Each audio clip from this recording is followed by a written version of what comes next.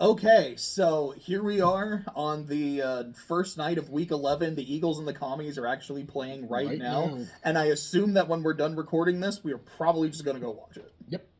So we were gonna talk about football. We're gonna talk about. So I think what we want to do is kind of go team by team, division by division, just kind of see where they're at. What did we think they were going to be at the start of the year? Were we right? Were we totally wrong? I know that I was right about the Cowboys. They are Yeah. not making the playoffs Yeah. right now, but I have to eat shit on Buffalo, like 100%. Yeah. I think after that, we're kind of going to make our playoff predictions right now, see what the current standings are, what we think is going to happen, and then our current picks for like MVP, OPOY, etc., etc. Yep. Yeah, and definitely going to be some major changes from what we were projecting for some of those teams early on and where they ended up now. Uh, so where do you want to start us off? So I have to start with the Saints, or like Okay. we have to start in the NFC Yeah. South. So I have them, I think, more or less in their current standings, which means technically I'm starting with the Falcons. Okay. And actually, you know what we could do is like as we're talking about the team, we could be like, and here is where we project them in the playoff. So Saints Okay. eliminated. Well, we'll get to them in a second, but yes, projecting eliminated. Saints are out. So, starting in the NFC South, the Falcons. The Falcons are kind of more or less about what I was expecting. I'd say they're a little better than I was expecting because I figured this is a team that's going to be good because they have a lot of pieces, but they're not going to be great. I was expecting maybe more like 5-4 with a bye week or 5-5, something like that. They're 6-4, so again, a little better than expected. Yeah. They're not a team right now that I look at and go, I am afraid of this team. But they do have some good pieces. I just don't know if they're going to get it together. And as a Saints fan, hope they don't. Oh, yeah. You have a bias there, though. I can admit that. 100% biased. I think that Drake London has been doing a lot better this season, or like a lot better than maybe people were expecting. I know he was like a pretty highly touted, draft pick. He just obviously wasn't getting enough opportunity under Arthur Smith. But he has really kind of let loose, now in their new offense. So Can I say that I miss Arthur Smith coaching the Falcons? dude, Arthur Smith has been killing it. Oh, he has. That's the thing. Like Pittsburgh has an offense for like the first The time thing in is like I think you years. just can't give him too much responsibility. If you make him the head coach, he gets like rattled and doesn't know what to do. If you just leave him as a coordinator, he's like, okay, I'm focused. I know what to do. I can make the offense go. But no, yeah, I think that Kirk Cousins has done a pretty good job of integrating into that offense quickly, and really starting to get their production going. Because I mean, man, going from Desmond Ridder to this, they definitely have like a night and day production difference. So, yeah, I definitely think that they are a little bit better than what we were expecting. Man, Bijan Robinson has just had a lot quieter of a season than I was expecting. I would kind of agree with that too. Excuse me. And again, I thought that was like kind of like a byproduct of Arthur Smith's terrible, use of their assets. But I don't know. Maybe it's just Bijan's not really that guy or something. No, like he is still really good. It's what's interesting to me though is Kyle Pitts because Kyle Pitts very much kind of felt like maybe it's Arthur Smith not using him well, maybe it's the QB play, and I think he has been having a better season, but he's still not having that like there's a reason this dude was picked number 4 overall kind of season. No, yeah, and I think if I remember correctly, I saw something about like how this season Kyle Pitts has like less average yards of separation than he has had in previous seasons. That too. That sounds so. It's like again, it was one of those things where it's like not necessarily a byproduct of the system, but it's like he's just a little bit slower, maybe, or kind of. I don't know. He's not that old, so I don't think it's necessarily an age issue. I don't think so. It's 28. When was he drafted? Because I remember seeing a thing the other day. It was like, here's all the players that were drafted in this, like from this like pick 4 to 13. I think it was the same as that was the Trevor Lawrence draft, wasn't it? So 20. It's like 20. Yeah, I think so. So yeah, it's not that he's old. Yeah, he's not very old. But yeah, he definitely is another kind of like head scratcher. It's like thought he was better. But so yeah, the Falcons, as far as the playoffs, I think that they are probably a pretty good chance to get in. No, yeah, I think they're winning the South at this point. Yeah. They're only a couple games above Tampa, but they already have the tiebreaker. So that's 3 games ahead with 7 games to go. Tampa can catch. I mean, we'll talk about them in a second. Tampa can catch up, but they have a lot of key injuries on the offense. I think I heard that Evans is coming back soon, but not having Godwin is a very big loss for them. Yeah. I mean, Carolina's not going to go on a run. As much as I would love to say with Coach Riz, the Saints are going to go on a run, I don't think we are. That would be also pretty funny. No, yeah, ESPN projects Atlanta has an 85.5% chance to win their division, and an 86.9% chance to make the playoffs. Yeah, I would definitely believe that. Yeah. So then next up in the division is Tampa. This is the team that I said I thought was going to win the division. Pretty much I kind of thought that Atlanta would be where Tampa is, not in terms of injuries, but kind of in terms of record, and that Tampa would be where Atlanta is. Mm-hmm. Like I just said, losing Evans, that hurts. Losing Godwin hurts a lot too, and I know he is done for the season. Yeah. And look, I don't like the Bucs. I want this team to lose. I hate seeing Chris Godwin injured. I actually like him a lot. I don't remember what game it was, but there was a game against the Saints where there were some players on the Bucs talking a bunch of shit on Jameis, and then Chris Godwin was the guy being like, "Hey man, that used to be our dude. Don't talk shit about him like that." And ever since then, I've always had a soft spot for Godwin. Yeah, he always seems like a really cool dude. It sucks to see someone go down, especially for the whole year, especially when they were having a really good season early on. It's always unfortunate, especially with a player like that, where it's you can pretty clearly point to, man, the season kind of derailed when they lost a couple of key offensive weapons. But Baker's still been slinging it, though. Yeah, he has. Did you see that play last week, when Bosa's just got him, and then he just... I heard someone say, it looked very Ben Roethlisberger-like. I'm no, that really was some Roethlisberger shit. Oh, speaking of, this is just a random... we had, this bar trivia thing that we were at the other night, and they had this question, name, and they didn't tell us how many there were, but I'll tell you, there's 2 quarterbacks. Can you name the 2 quarterbacks that have passed for 60,000 or more yards and only played for one team in their whole career? I'm going to assume one of them was probably Roethlisberger. Yeah, so that was the kind of giveaway. Only one team their whole career. It's not Brady. It's not Manning. No. Actually, Eli? No. Yeah, see, that was the one that we thought about for a little bit. I was I would guess, I just don't think you get the 60,000 yard mark. It's not Rivers, because Rivers played for the Colts for a year. It's not Matt Ryan for kind of the same thing.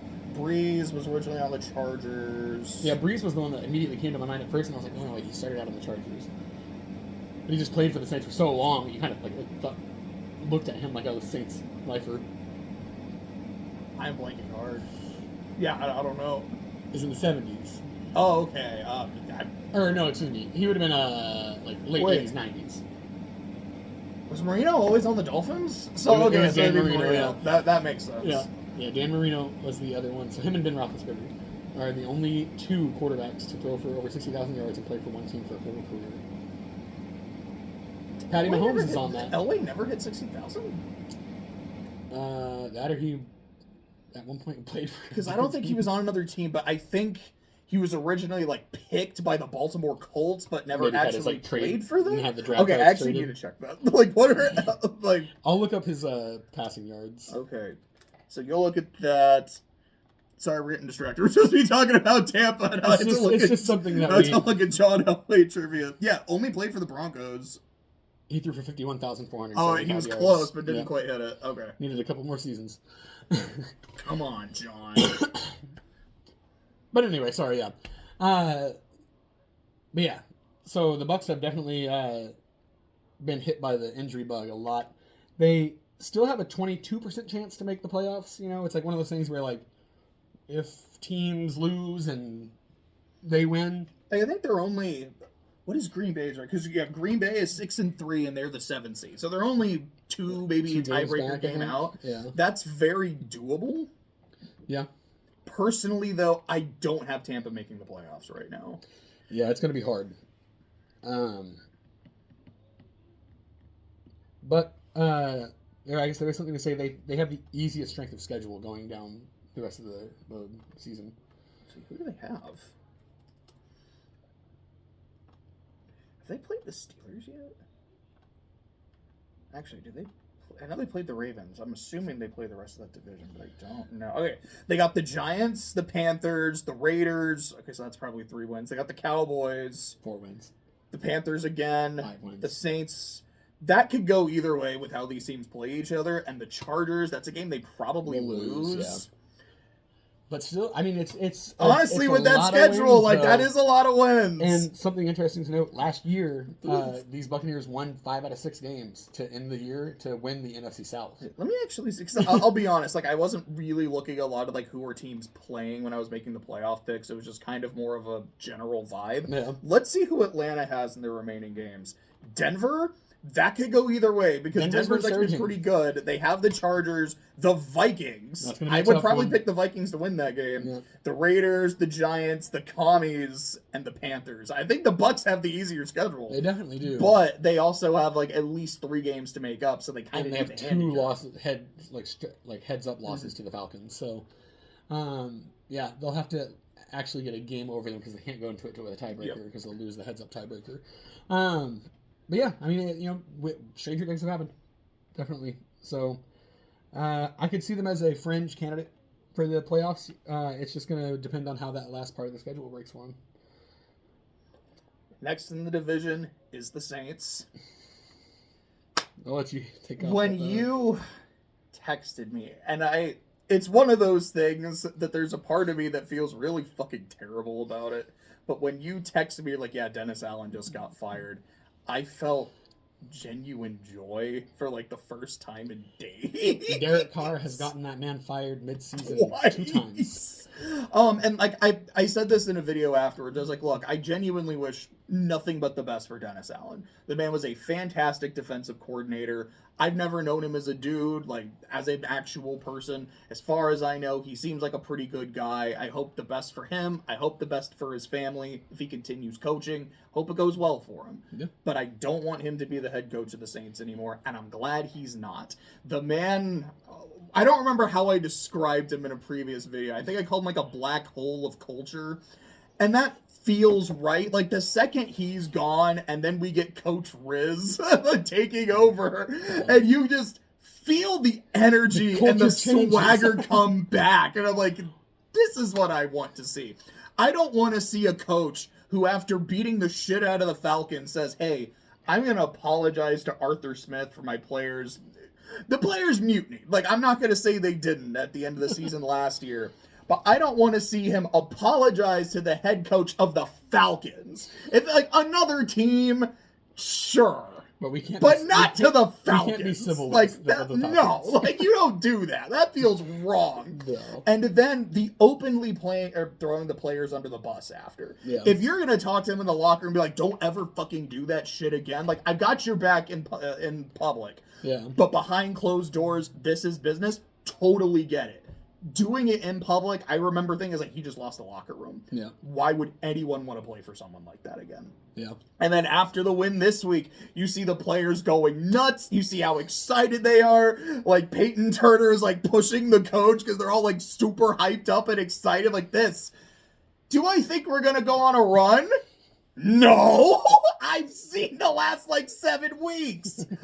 I mean, the team is still injured to shit. We still have Derek Carr.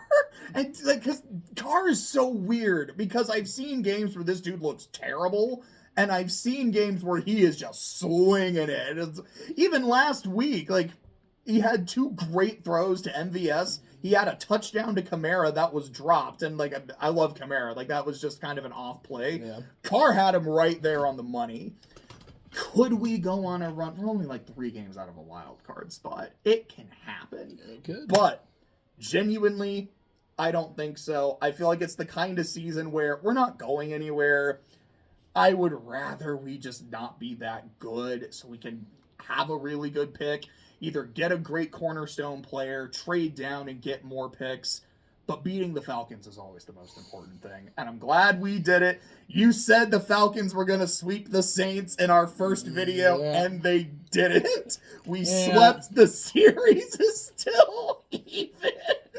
And But the Falcons are leading the division. And Oh Saints yeah, are like don't get me 3-7. wrong. Like don't get me wrong. Right now they are the better team. No. As long as they don't win the Super Bowl, because that would be in New Orleans. Like I'm gonna have words and emotions if that happens. As long as it's not them, it can be anybody.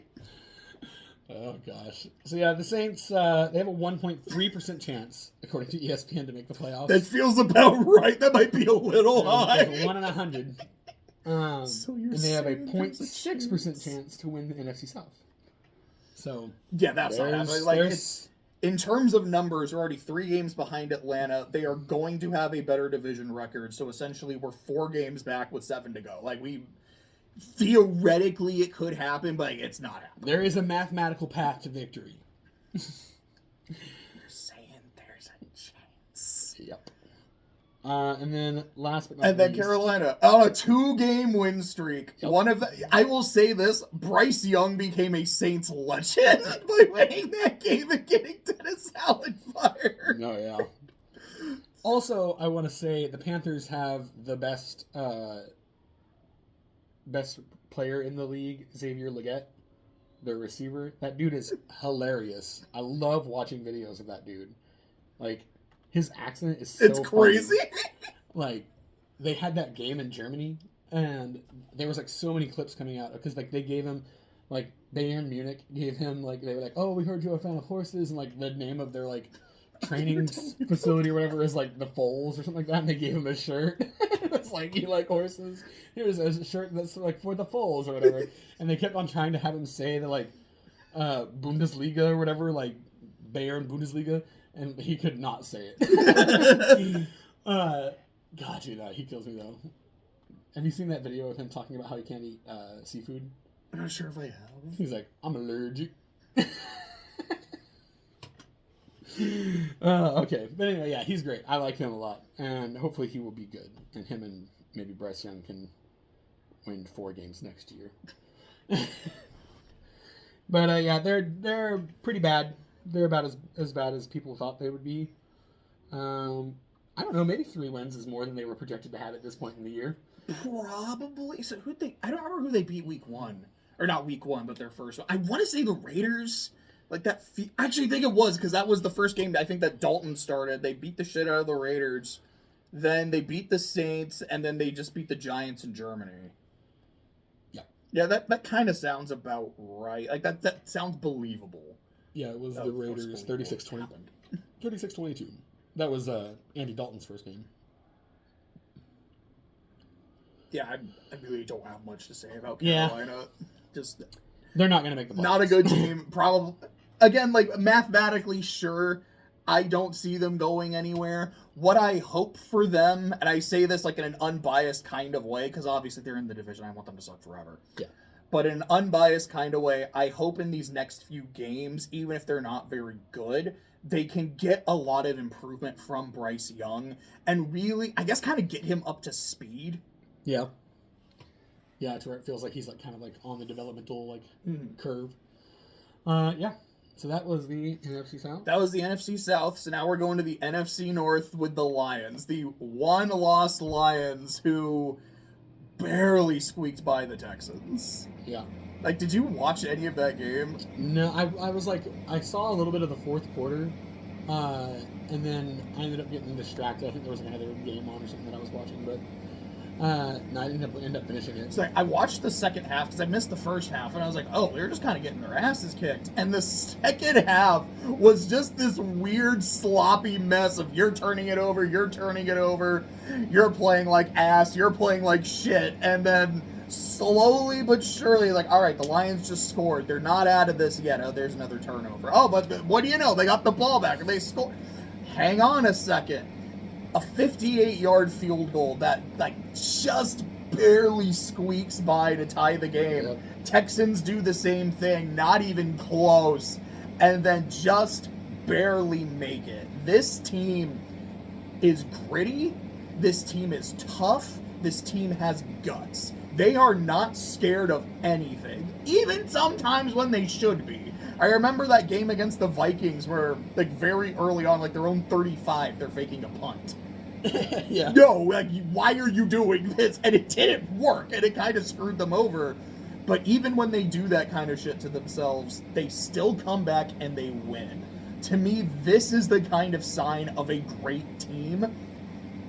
I think we had both said Chiefs and 49ers, but then we were both like, I don't know, we kind of want to say the Lions. So it's like, The Lions are America's new team. Yeah. The Cowboys are done and washed. Dead ass. I 100% Nobody believe cares the about the Lions Cowboys are anymore. America's It's team. not all about Detroit Lions. People love watching the Lions. Like, people love a good underdog, and seeing a team who's been so bad forever not be terrible, and a coach who loves his players so much and is unabashedly himself is amazing to watch. Oh yeah, and like almost every fan, like current fan of like NFL or whatever, is like old enough to remember the 0-16 Lions.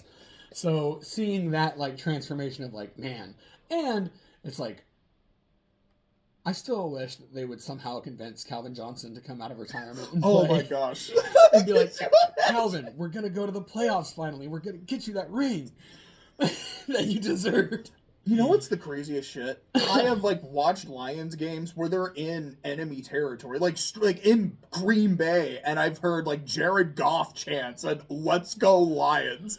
Like, they really have become America's team. It is crazy. Speaking of Jared Goff, it says a lot like about how much confidence Dan Campbell has in him. He threw 5 interceptions and didn't get benched. No. What would Jared Goff have to do in order to get benched? Now, to be fair, one of those interceptions was like off the receiver's hands. It's not on Goff. Right. One of them was on a Hail Mary where like it's the end of the half. We're just gonna see what we can do, kind of shit. Right. So he still threw 3. Like, Yeah. that's not good. Yeah, no. But it's even that. It's like they threw 5 interceptions and they still won. Yeah. That is insane to me. Yeah, that's crazy. Like, if that was the Chiefs, people are like, that's bullshit, that's black magic, that's the refs. When the Lions do it, it's like, that is the coolest thing we've ever seen. Fucking Chiefs, bro. Blocked field goal to win. Hate it. I hate the script that the NFL has come up with this year. It's bad. But yeah. No, I got so derailed. I forgot who we were talking about. The Lions. The Lions. God, the Chiefs just make me so mad. We'll get to them in a bit. Actually, I think that's the last division I have. Is Okay, like fine. the That's AFC. fine. We'll talk about them last. But yeah, no, the Lions look great. I mean, Jared Goff, up until that 5 interception game, was like the most like efficient season like on record. Like, what was the stat? It was like less incompletions. Yeah, than, more touchdowns than incompletions. incompletions. Which I don't know. He might still have that. He had a lot of incompletions in the last game. I think it was like 50%. It was like 14 to 28 or something like that. But obviously he was like living in unreal efficiency before that. So even still, he's probably got crazy numbers. I bet his completion percentage is still up above like 74% or whatever. Probably is. I'm seeing if I could. Yeah, so that's when they were 6-1. So that was a couple weeks ago. Was the more touchdowns than incompletions? Yeah, that was back in week 7. I don't know how I can track that now. And what's crazy too is that like the Lions could be even better. Like if Aiden Hutchinson wasn't out for the season, like that would be so much more. And the defense has still been playing well. No, yeah, Like, but that's like the they could crazy be thing. so much scarier, and that's like crazy. It's like this is not even their like actual like ceiling. So, like, and you know they said that there is a chance if they make it to the playoffs, Yeah, Aiden Hutchinson can like- come back for the Super Bowl. Yeah, specifically for the Super Bowl. I was like, that would be so dope as wild. hell. Like he comes back and gets like 4 sacks or something and wins like Super Bowl MVP. That would be insane. That would be awesome. It's kind of like I think it was 2016 with the Cubs and the Indians in the World Series. I think that was like the first time Kyle Schwarber had played like that entire year, and he was and he came out in killing like it. the fucking playoffs and just like annihilated. No, yeah, that would be really cool. But yeah, it's just crazy to think that it's like one of their best players is out for the season and they're still like looking as good as they do. So yeah, all props to them. They're doing great. They're sitting exactly where we kind of thought they would be. much better than the 49ers. You know who's another team that's much better than we were expecting? The fucking Vikings. Oh, yeah. I still remember we were both like, yeah, like, this is a team that's going nowhere. They are not that good. It doesn't matter if it's JJ McCarthy. It doesn't matter if it's Sam Darnold. Like, it was, like, significantly worse after, like, JJ McCarthy got injured, and it was like, oh, Sam Darnold's going to be the starting quarterback? Whoa. Well, goodbye season. Yeah, now they're what, like 7-2? Yeah, like they've been really good. Yeah. Now, to be fair, like it's not like a lot of their wins have been super dominant, but they are consistently winning. They are consistently getting it done. Yeah. I think the only teams they've lost to are there's the Lions, there was the Rams right after. Because another weird stat about the Lions is, with the exception of the Packers, because they were on a bye, every team that has played the Lions has lost the following week. I remember seeing that, the Lions curse or whatever. Which is just kind of insane. Right? No, yeah. That was kind of funny. Yeah, no, the Vikings definitely have been over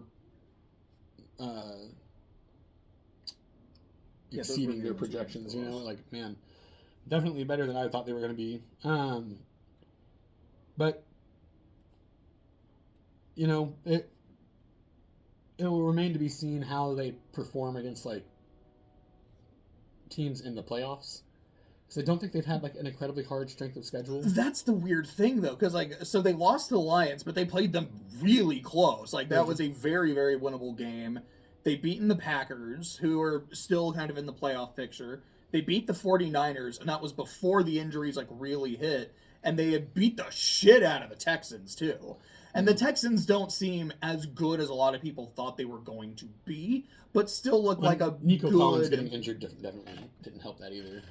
I think he was healthy for that game. That might have been when he got injured. No, yeah. No, I was just saying, like, as far as, like, the season. True. But, I mean, ESPN still gives them an 88.5% chance to make the playoffs. They only have an 11% chance to win their division. Just the Lions. Yeah, because of the Lions. But still, great chance to make the playoffs. And... I mean, who knows? They've been surprising us all season, so they may continue to surprise us in the playoffs. But playoff Sam Darnold. I don't know. Yeah, we've never had a chance to see that. Never seen him. I'm actually really curious to know how that would look. He's going to be like Kirk Cousins. All right, who do we got next? After that is Green Bay. Green Bay. So, when I was doing, like, my playoff bracket, I was going back and forth a lot with my wild card team. So I was like, do I have the Vikings in? Yes. And at one point I took them out. At one point I had the Cardinals in and then took them out. At one point I had the Packers in and took them out. Currently, I have the Packers just missing the playoffs.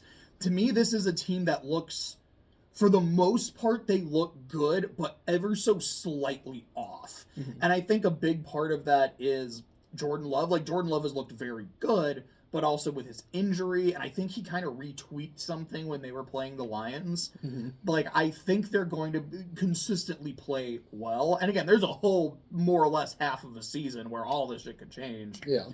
But I feel like they're going to be just shy of making it. Yeah, I agree with that. And I agree, I think it is basically based around Jordan Love's play. He's very streaky. I mean, he has nights where he looks amazing. You know, looks really, really good. But he's, I think, leading the league in interceptions, and he missed time, like 2.5 games or something like that. But I'm pretty sure he's, like, tied for the interception league, which is like... I mean, Jared Goff might have made some progress. That's true. That's true. Although, to be fair, Jared threw, like, none before that. I think he has, like, 10. Okay, let me like see. 10 or 11 or something like that.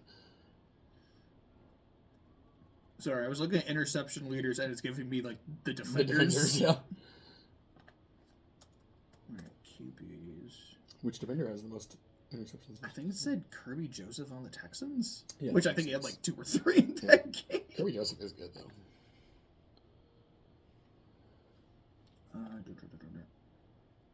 Here, go ahead and continue. Like, yeah. I'm having a lot of trouble. But yeah, so they just don't feel quite consistent enough to like. I won't say I can't. I can definitely see them getting a wild card. I don't know if I would see them going past the wild card. Okay. So, ESPN gives them a 77.5% chance to make the playoffs. I could see that. Like I said, I was really close to putting them in too. Yeah. But yeah, they also have like a pretty bad defensive pass rush. Okay, so here we go. We've got, it looks like multiple guys with 10 picks. Geno Smith, Sam Darnold, and is that Caleb or is that and Jordan Love? Yeah, and Jordan Love has missed 2 games, full games with injury, and a half game too. He like went out. So. And there's someone I saw with 9. It was that was Baker. No. Yeah, but he'd been slanging. What's his touchdown to interception ratio? Let me see. How many tutties does Baker have? Baker has 24. 24 to 9, and then what's Sam Darnold's? Sam Darnold 17. 17 to 10. 17 to 10. See, he's starting to level out, getting closer to Sam Darnold averages. Right, where'd Jordan Love go? I don't know how to read. Jordan Love's at 15. 15 touchdowns? 15 touchdowns, 10 picks. Yeah, I mean, that's not a great ratio. That is not. So yeah, I can see them definitely making it to the wild card. Better than Anthony Richardson's 4 to 7. Yeah, no, he just got named the starter again. Oh, did he? Yeah. Yep, they're going back to him. Dude, it looks like 24 is the lead right now. That's Baker. Go Bake. That's Baker, Burrow, and Lamar, all at 24. Go Bake. Love to see it. It's Josh Allen. Josh Allen's only like 17. It's still yeah, but he's probably got like it's not saying how many rushing rushing he has too. Yeah, Lamar's probably got a decent number of those. Yeah. Anything else to say about the Packers? We're gonna move on to Chicago. Nah. Okay, so with the Bears, Caleb Williams experiment. That Hail Mary broke them. I think so too. Because like this is a they team, have been so bad since yeah, then. it's like they were doing well. I think they had a winning record or were like at 500. They were looking good. That game would have got them over 500, I think. I think it would have too. I think they were like 5-4. That would have put them like 6-4 or something like that. And then lost, and then they've lost the next like 2 or 3 straight. They fired their touchdown. They haven't scored a touchdown since the score that brought. No way. Yeah, they have not scored a touchdown since the score that brought them, ahead or whatever before the Hail Mary. Oh, because they didn't. They fired their offensive coordinator. They didn't score against the Pats. Or sorry, they didn't score a touchdown. Yeah, they did not score against the Cardinals only either. field goals. Yeah, that's bad. And yeah, like I heard they fired their offensive coordinator. Caleb is getting sacked like crazy, and part of that, he holds onto the ball too long. Part of that is the O-line. And I mean, I talked about that in the very first I do episode. remember that. That's just like been Caleb's issue even since college, where he has that like Superman mentality where he wants to make the home run play, and so he won't do the smart play to like throw a ball away or do a check down because he wants to extend the play with his legs and see if he can catch someone out of position and break that play, and get a long pass. And in college it worked maybe like half the time because the guys that he was running away from weren't as athletically, gifted. And then you get to the NFL, it's like all these guys are almost as fast as you. So some of them are faster than you. And so I think he's realizing now it's like you can't do that kind of stuff as much. You just don't have the ability to hold on to the ball and make something happen. You have to take what the defense gives you, work within the system, and kind of operate that way. And I think that's a hard transition for him. Mm-hmm. So, and then also, if you're firing the OC, that means it's not a good system to be operating. Yeah, exactly. And now they're going to have to try to implement a new system midway through the year. So, it's going to be tough. And I don't think it's like all to blame on like Caleb or whatever. I mean, I think he's still like amazingly talented. He's going to be good eventually. It's just going to be a matter of him refining his game to the pro level. But yeah, right now it's a lot of growing pains in Chicago, and they're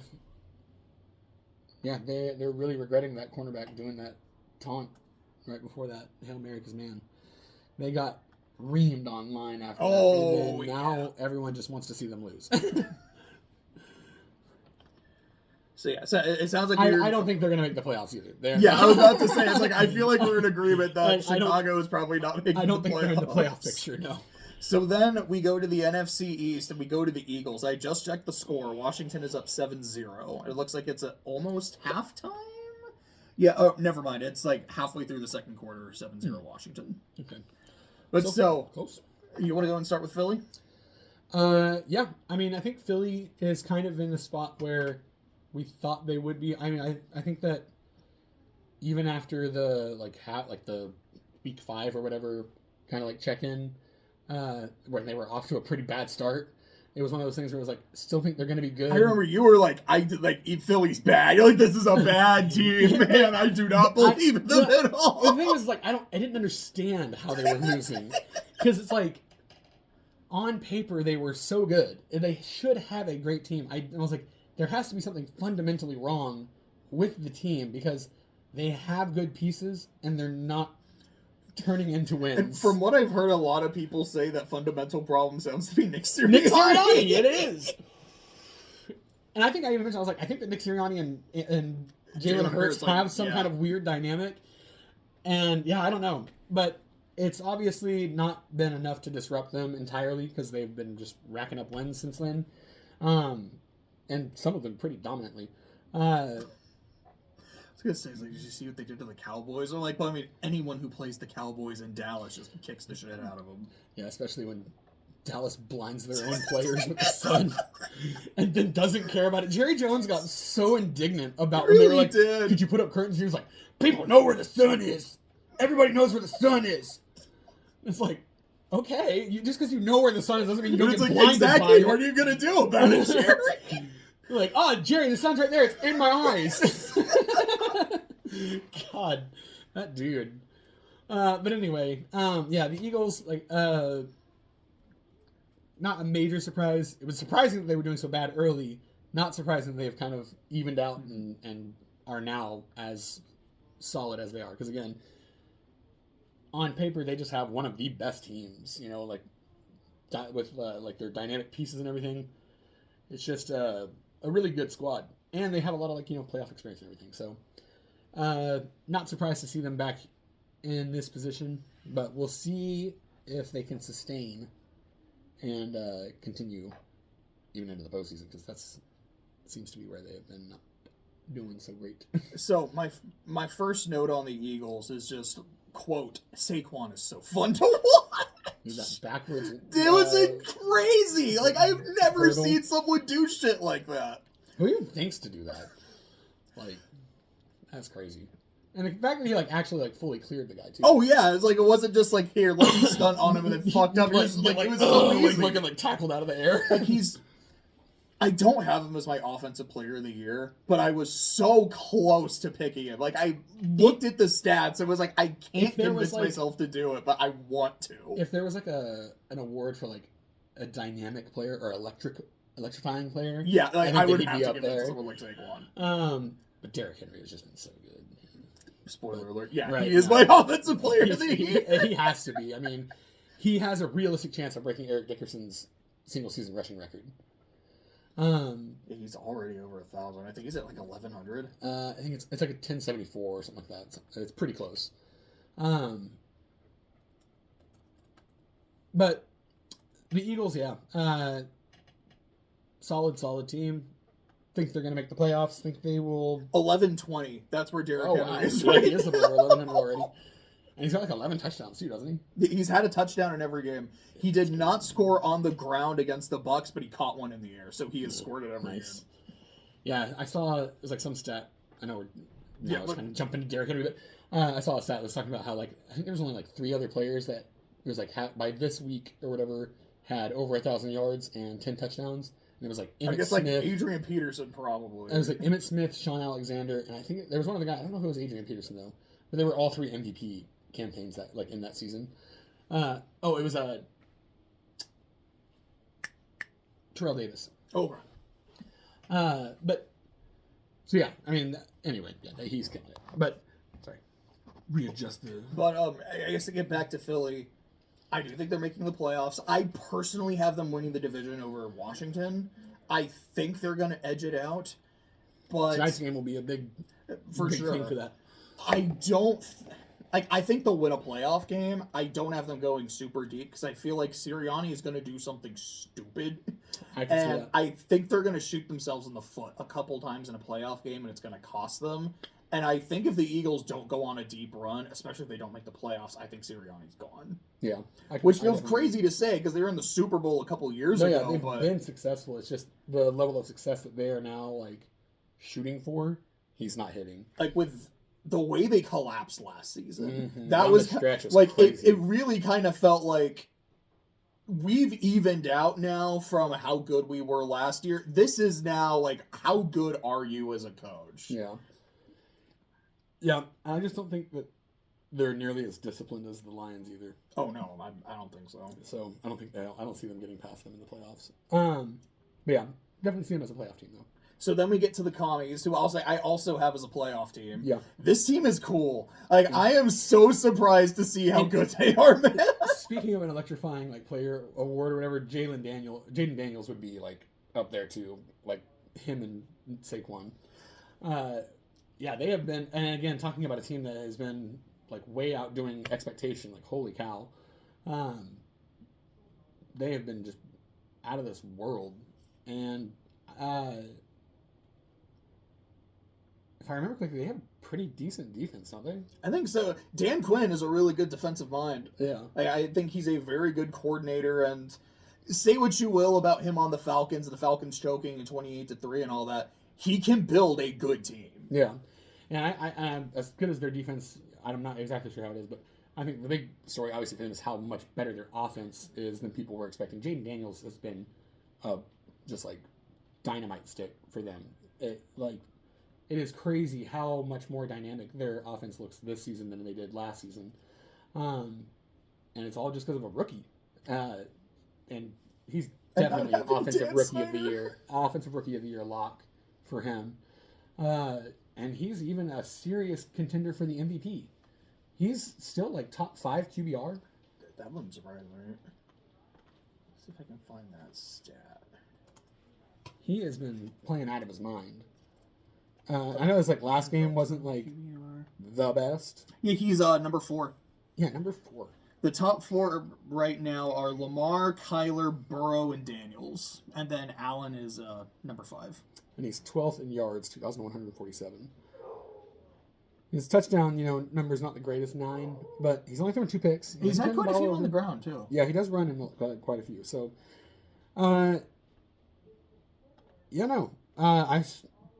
have nothing but good things to say about the Commanders. The change that they have made from one season to the next has been incredible. And they just picked up Marshawn Lattimore, too. Mm-hmm.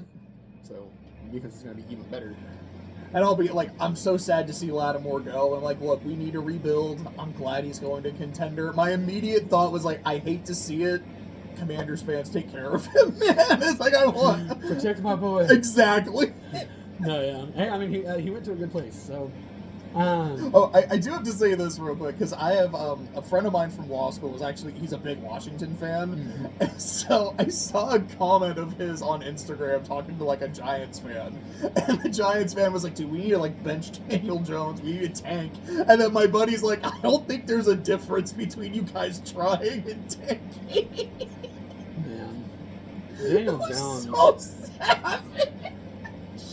And see, is Derek Carr a better quarterback than Daniel Jones? I think so. Like, I would say so.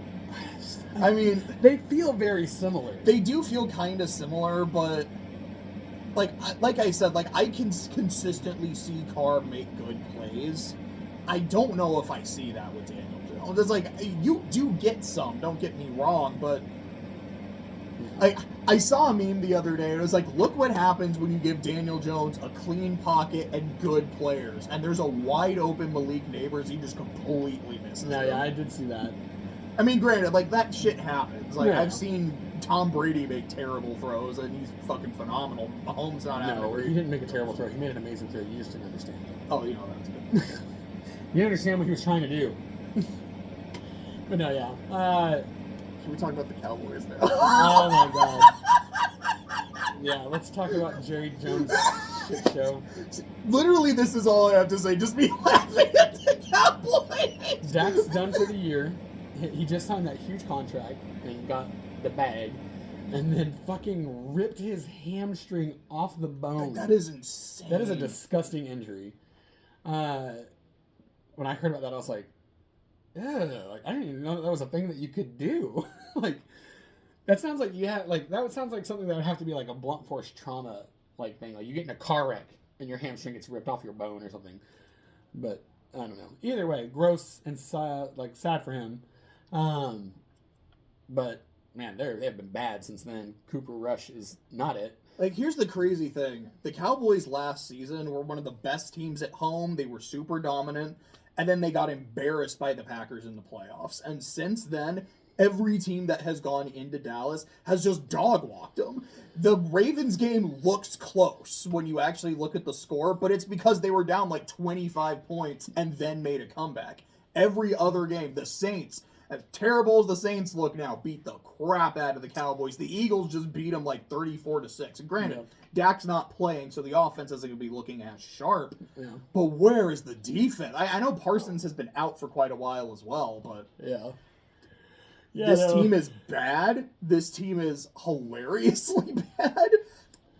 It felt like a bold prediction saying, I don't know, I don't think Dallas is going to make the playoffs. And now, like, that feels like a lock.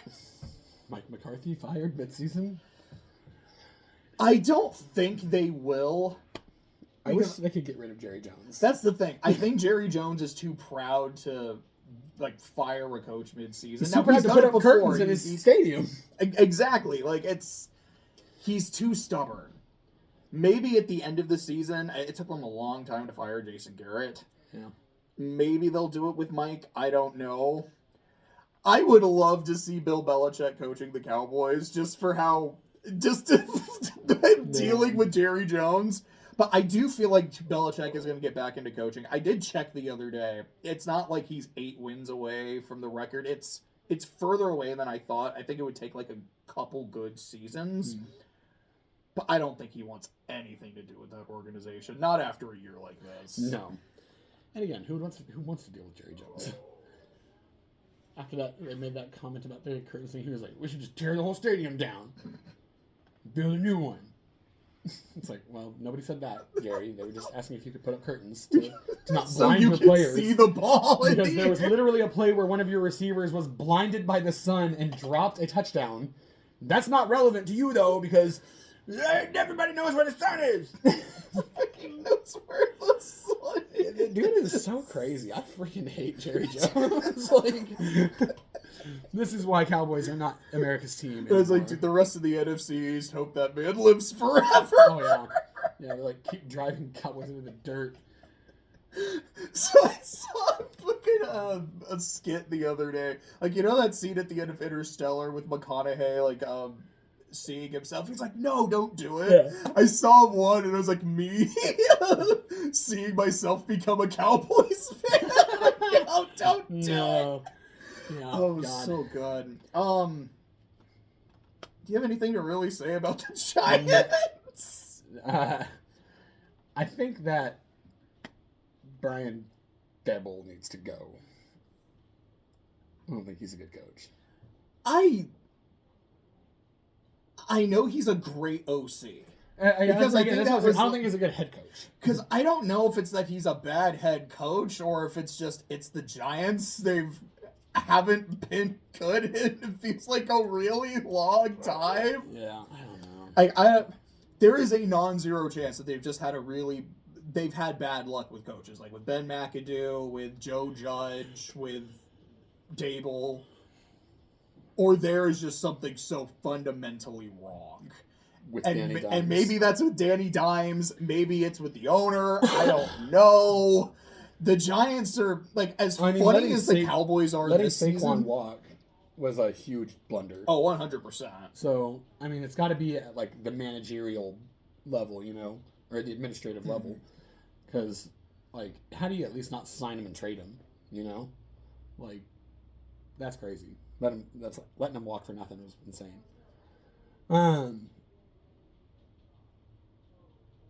Yeah, I think the Giants are bad. They'll continue to be bad.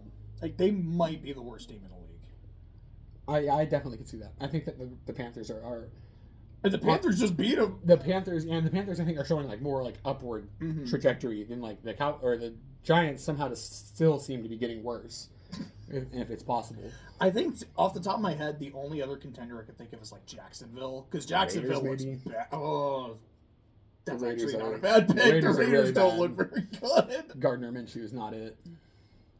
Yeah, the Giants suck. They're not going to make the playoffs. But hey, they've not been eliminated yet. Giants can still win the Super Bowl. I couldn't say it with a straight face. Bring Eli Manning back. I tried. So that leaves us to the NFC West, where the Cardinals are winning the division. So our boy Billy is happy. They have gone on a run here recently, and Kyler's been having a great year. I think, again, he's like top 8 QBR. Actually, I think I think I said he was like in the top 4. Yeah, I think he's like second. Kyler is looking really good. Trey McBride looks great. Marvin Harrison Jr. looks good. I don't really know what their defense looks like. Honestly, kind of. I think they're like I know they've definitely had some good defensive performances. Like they shut down the Bears and they shut down the Jets, but also it's the Bears post Hail Mary and also just the Jets. So I don't know how impressive that really is. I think they played, again, the 49ers were super injured then, but they played the 49ers very well defensively too. Their defense ranks 26th in EPA performance. So not great. Not very good. They are set up, though. They're 6-4 right now. And they are 6-4 after playing the hardest schedule up to that point. Oh, really? They had the hardest schedule in the league. Now, from here on, they have the 4th easiest schedule. So they are in a good position to close out the season strong. I think that gives them a really good chance to sneak into the playoffs as a wild card. So you don't think they're going to win the division? They are a game ahead, and they do have a win over San Francisco in their pocket. They've got a win over the Rams in their pocket. I don't think they played Seattle yet. Yeah, I don't know. It's going to be tough. No, not the St. Louis Cardinals. Their season's already over. Let's see. Who are their next few games? Seattle, the Vikings, Seattle, the Patriots, the Panthers, the Rams, and then the Niners. Yeah.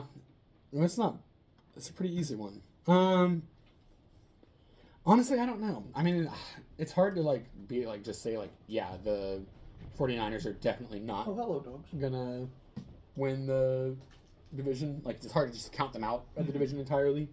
But I will say that Arizona seems to probably have a better chance. So, I would say that I think that they probably, if I had to say right now, Arizona will win the division. Okay. I will say personally, I do think the 49ers are going to pull it out, but I do still think Arizona is going to make it to the playoffs. Yeah. I think I have them in a first round matchup too with, I'll go and say it, I was like, fuck it, I'm going to have the Cardinals win that game. Because that would be wild to witness. That would be. Yeah, and I mean, love to see Kyler doing great. Another OU boy out there just slanging it. So, yeah. And, of course, our friend Billy is much happier than he was at the beginning of the season. When they I got a text from him a few days ago at midnight. He's like, dude, I haven't said this. I've been meaning to. Man, they look really good, and I'm just excited. Yeah, this guy, he's a Oregon Ducks fan and then an Arizona Cardinals fan. So Arizona obviously was the weak one for him. Oregon is number 1 in the country, undefeated, still looking great. So go Ducks for him. And then the Arizona Cardinals finally pulling it out for him, so now he's happy in both sports. Yes.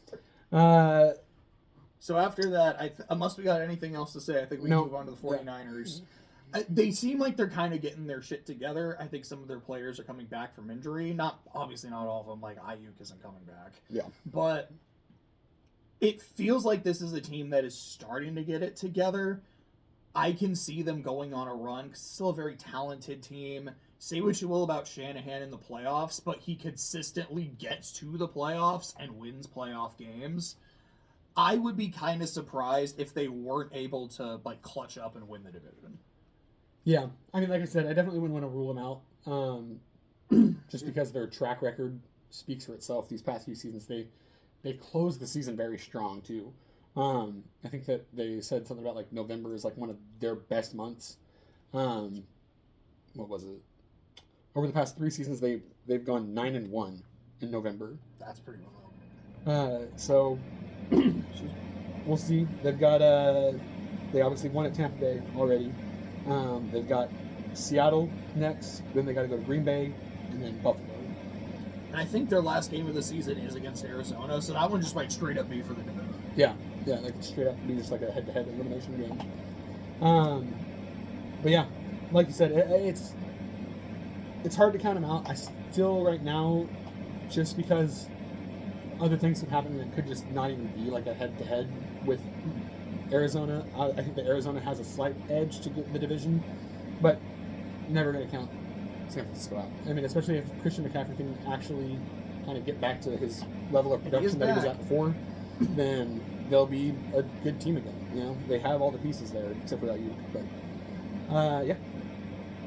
And then after that, we have the Rams and the Seahawks, who I'm just kind of grouping together because I have the same notes for both of them.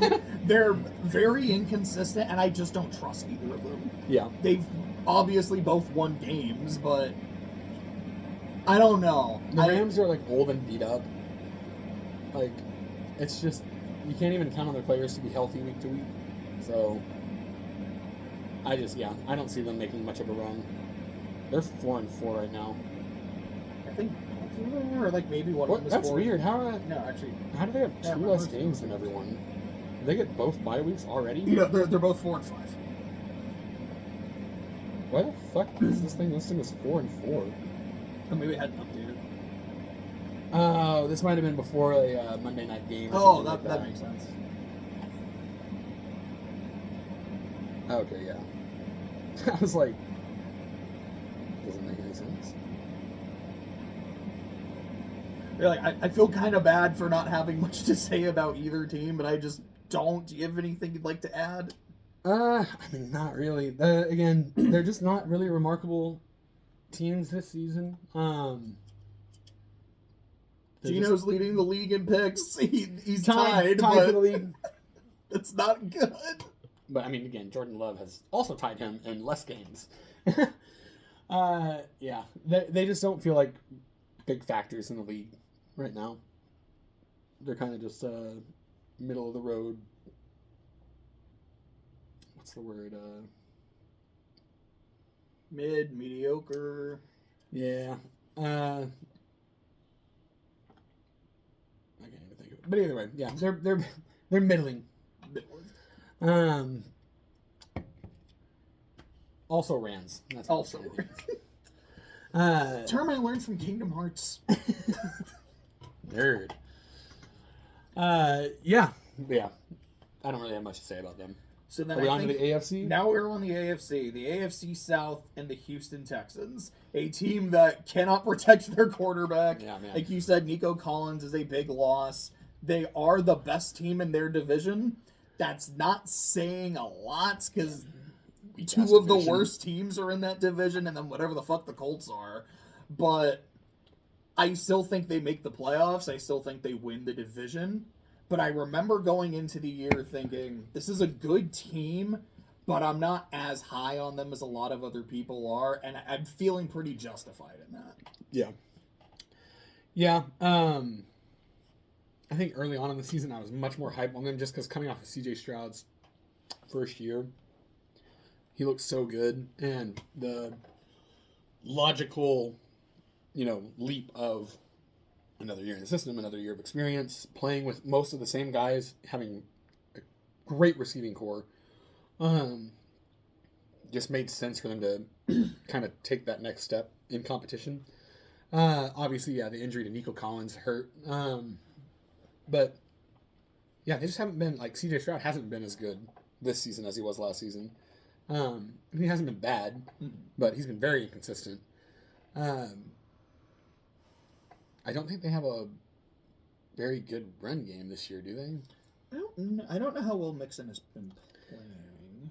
Wasn't Mixon out for a while, too? Let's see.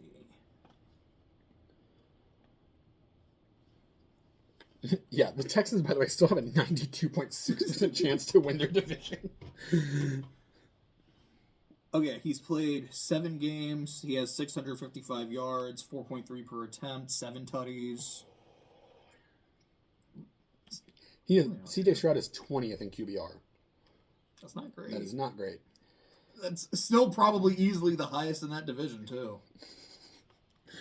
I like how ESPN worded this little part. It said the Texans will be in the playoffs given the division they play in and 2 banked wins over the second place Colts.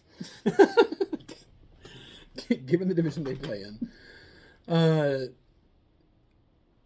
But yeah, I mean, Nico Collins losing him. And then obviously, I mean, they lost Diggs too for the season. No, that's right. I forgot. So yeah, I mean, that was a huge one. Having those 2 receivers, man, like their offense was crazy. Like the options that they had. So I think that they will be better, once everyone's back and healthy. I mean, obviously, Stephon Diggs isn't coming back this season, but Nico Collins, I think, is expected back. I believe so. So once they get some of those guys back, I mean, I think that they'll be much better off. Yeah, I mean, they are still going to make the playoffs for sure. So is that a transition to the rest of the division? Yeah. So the Colts are 4-6. They've been swept by the Texans. The QB play has been wildly inconsistent. Big Tony was my pick for comeback player of the year. That was not a good pick in hindsight. And Sleepy Joe couldn't save him either. And yeah, Flacco had some games where he looked really good, and then just didn't. Yep. And now they are going back to Anthony Richardson. And you know what's funny is, like, right before he got benched, like the game that he played right before he got benched, there was like a lot of talk about like that play where he asked to come out because he said he was tired, and people were like, "Oh wow, how could you ever do that?" kind of thing. It was like, I don't know. I get the perception of like, well, you should always want to be out there competing or whatever kind of thing. But at the same time, it's like, if you're a running quarterback, which Anthony Richardson is, like a running, like he does designed runs and stuff, and I think that he had just run like 2 times back to back on plays, and they said that like the design setup for that play call was to do a handoff, so it wasn't going to be something where they needed his arm. So I don't think it was like the most egregious thing to be like, "Hey, coach, I need a breather for one play" or whatever. But I don't know. People blew that up, and they were like, I remember that, and it's one of those things where I'm like, it's a weird thing to see because you just kind of never see it like from the QB. But I'm also like, I mean, I get it. like I would be exhausted if I had to do anything. Like, can I get a playoff? For sure. And it's one of those things like, I get the mentality of never wanting to take a playoff kind of thing or whatever, but it's like at the same time, I thought people blew that up way out of proportion. But anyway, he's back and he gets another shot. We'll see him sling another 70-yard touchdown and then throw 2 interceptions. Anthony Richardson.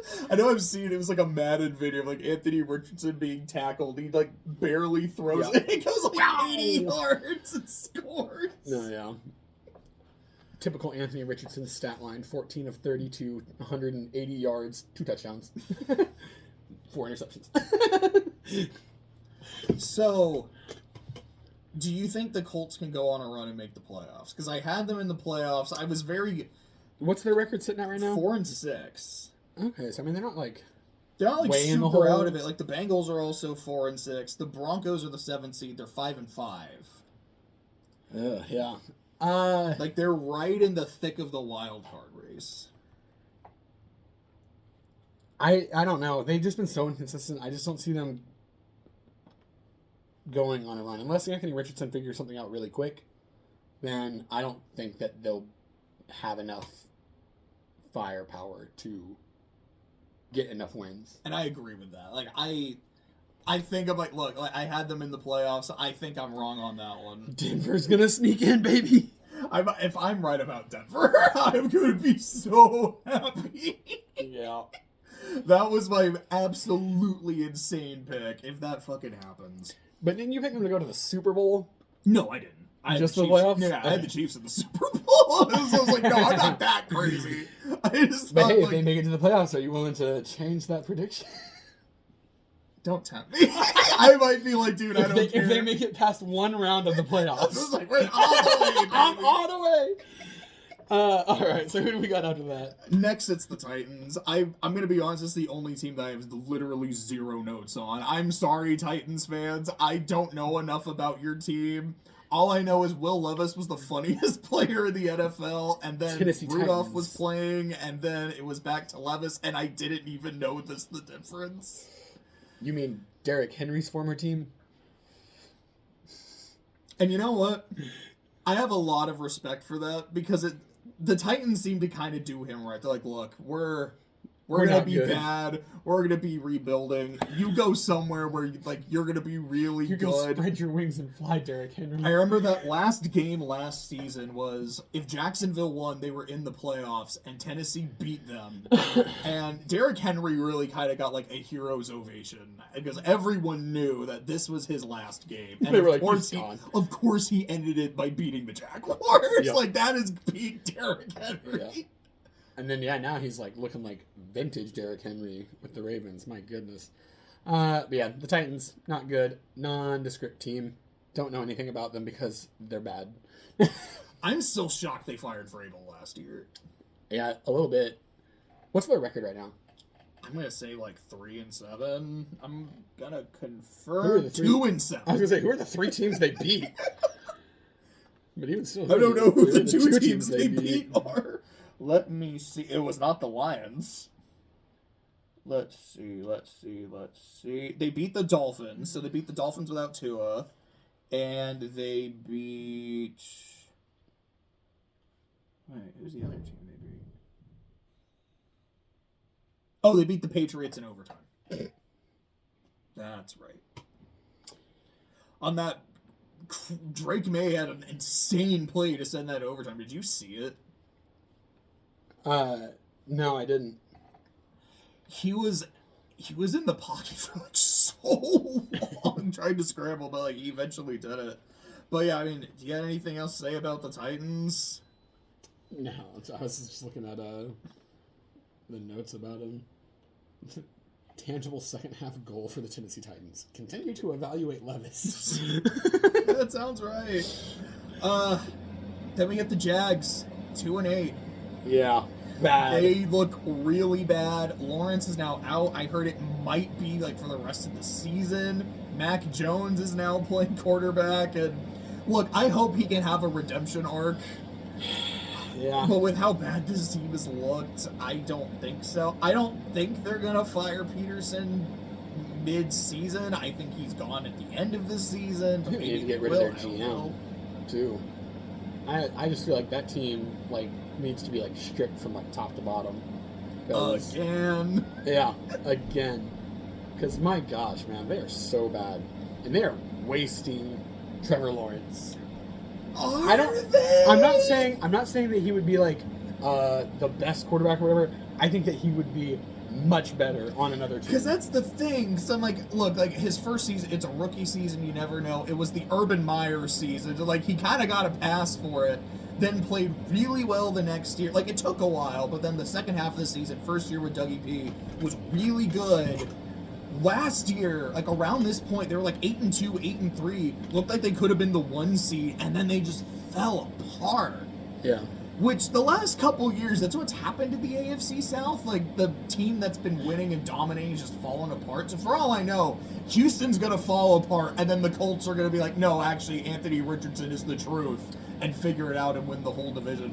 Maybe Mac Jones is gonna do that, and the Jaguars pull it out. I don't know with this division. I don't think that's going to happen. I think the Jaguars are going to be bottom scrapers for a while, and they're going to have to figure something out.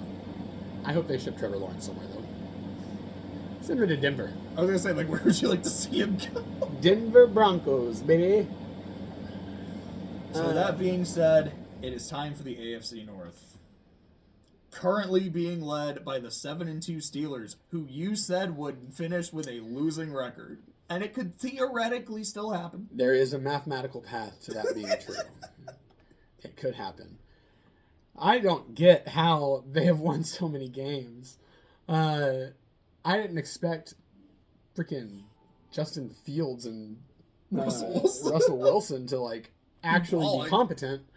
Of course, we knew their defense was going to be good, but their defense is really good. Yeah, that they definitely are much better this season than I thought they were going to be, and I think that also is credit to Mike Tomlin. That dude just is great at developing talent. I mean, they have that one dude, what Beanie Bishop or whatever. He's like a rookie getting like big minutes at starting at like corner, and he has been great.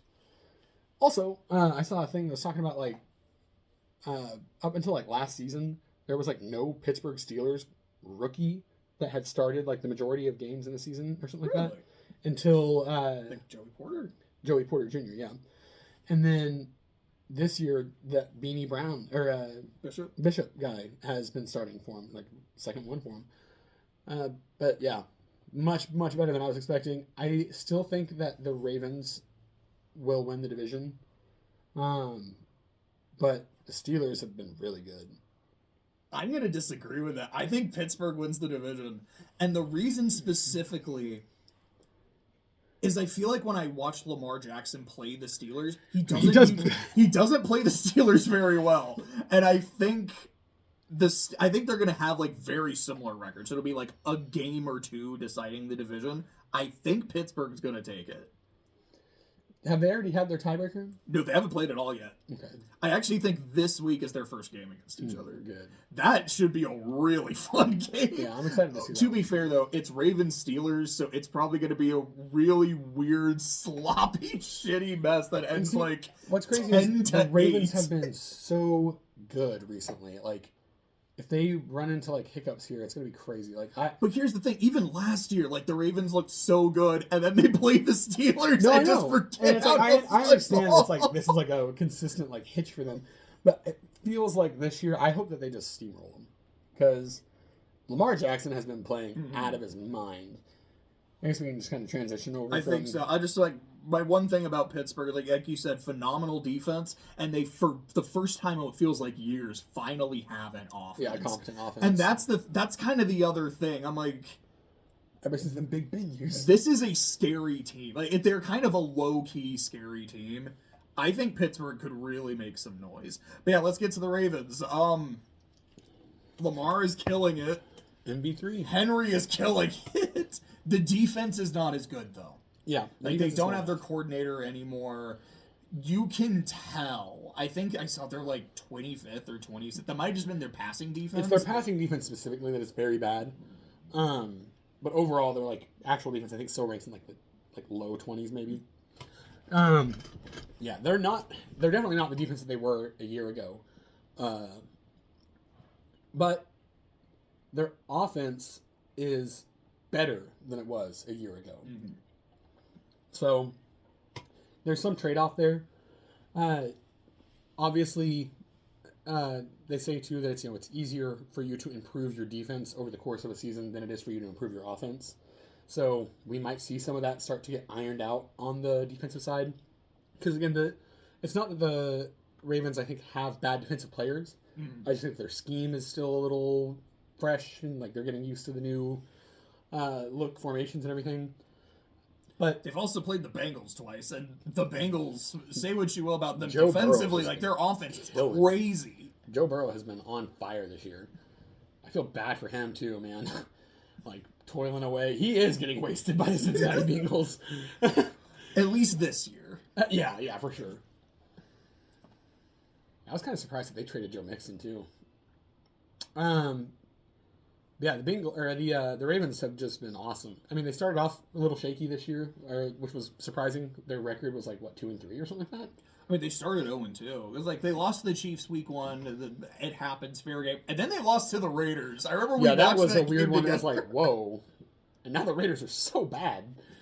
Like, it's just one of those like anomalies of the NFL season. You never understand.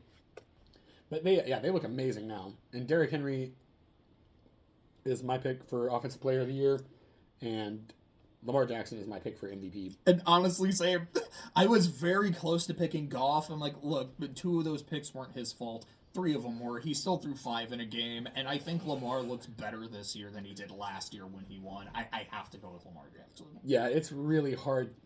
It's hard to look at Lamar's stats side by side with his last year's stats, seeing that he's doing better in a number of categories, and being like, that was an MVP season. How is this not an MVP season kind of thing? And obviously, I mean, like there are other guys that are having like way out of their mind seasons too. I mean, like Josh Allen is playing amazing too. And Jaden Daniels. So there are guys that are making cases, obviously, but it's like I still feel like Lamar's is the strongest. Like I'll be completely honest. I thought Josh Allen. I mean, honestly, I thought CMC should have won it last year. Like if it's gonna go to a QB, I thought Allen was more valuable to his team than Lamar. Like no disrespect to Lamar, but I'm like, this team without Josh Allen is going nowhere. Yeah. But this year, I'm like, no, I would give it to Lamar over Josh Allen this year. Right now, I would give it to him over Goff. I also agree, Derrick Henry's OPOY. Like I said, it was between him and Saquon. I kind of thought about Jamar Chase, too. Dude had like 300 yards receiving last week. That's insane. Justin Jefferson has been really good this year, too, so he was in that conversation for me. But again, like Henry scoring a touchdown in every game is crazy. He's already at 1,100 receiving yards. And rushing yards. His receiving numbers aren't that different from Saquon. Like they're a little bit lower, but it wasn't enough for Saquon to like really take him over that way. Interesting because you think about Saquon much more. Honestly, yeah, but I was like, game. I think there was like 100 or 50 yards or so difference in their receiving. I was like, that's not as crazy as I would have thought. And what's funny is they're both kind of in similar situations too, where the quarterback draws some gravity because of his rushing ability. So they're both kind of in advantageous positions where it's like, you know, they're not the only threat to run, so the pressure's not always on them to create with their legs. And also obviously confuses the defense a little more, gives them more to think about, and opens up some more running lanes for them. So it's interesting that both of them have been doing so well in similar situations. So the next team in the division are the Cincinnati Bengals. Like I said, it's the Cincinnati Bengals. Yeah, rip Cincinnati. Here's why I hate watching this Bengals team, because it reminds me of prime Drew Brees, where you've got this phenomenal offense, you've got crazy ass numbers, and the defense can't stop a soul, and it doesn't matter. Yeah, you get into shootouts with people, and you always end up on the wrong side of them. Yep. I've seen this before. I am sorry, Bengals fans, for what you have to Joe deal Burrow with. I've dealt with it too. Has been playing out of his mind all season. So it's definitely not on him. It's definitely on the defense. So what's their record sitting at right now? 4-6. I don't think. Which again, like the division seems a little out of reach. I think they've already been swept by the Ravens. There's like a 3-game difference plus the sweep. They're only about a game or so out of the playoffs. It can happen. I wouldn't be surprised if they were able to like jump over the Broncos and like beat out the Colts. Yeah. But again, like I've seen this season happen as a Saints fan. You don't make the playoffs with a defense this bad. Yeah, and it's like even if they do make the wild card, I think that they'll just get thrashed. But like you said, I definitely could see them beating out the Broncos for the wild card slot. But yeah. Just not quite enough there, unfortunately. Their offense is very, very, very good, like you said, but their defense kills it. Speaking of their defense, speaking of the Saints, I have to give a shout out to Trey Hendrickson. Trey Hendrickson is playing fantastic, former Saint. I am still mad that he's gone. Yeah, and Trey Hendrickson is actually my pick for Defensive Player of the Year. That dude is, again, on a defense that is so bad. He has led the league in sacks. He leads. I'm pretty sure he's lead or ties for the lead in tackles for loss. I believe he does too. I think he's like top 5 for quarterback pressures. He's in the top 2, I think, maybe for pass rush win rate. Like he dominates a lot of these like advanced metrics. He's very, very, very good. And again, you have to think about it in the sense of he is basically one of the only credible threats on the defense, so he's likely fighting double teams constantly and still getting this amount of quarterback pressure and you know, penetration and all this kind of stuff. So he is my pick for Defensive Player of the Year. He is currently leading the league with 11 sacks. By the way, Aiden Hutchinson is still in the top 5. Insane that Aiden Hutchinson is like still there. It's crazy. But he Trey Hendrickson is a stud. Trey Hendrickson is leading in tackles for a loss with 12. Yeah, dude's a stud. Like I said, TJ Watt, it's hard. TJ Watt is my pick. TJ Watt, Watt is a is stud as well. he's number 12 in sacks, but like it's 8 tackles for a loss. TJ has 6.5 sacks. Like Hendrickson definitely has the edge on him there. But I feel like anytime I am watching the Steelers play, I'm like, I know TJ Watt can change the game right now. No, yeah.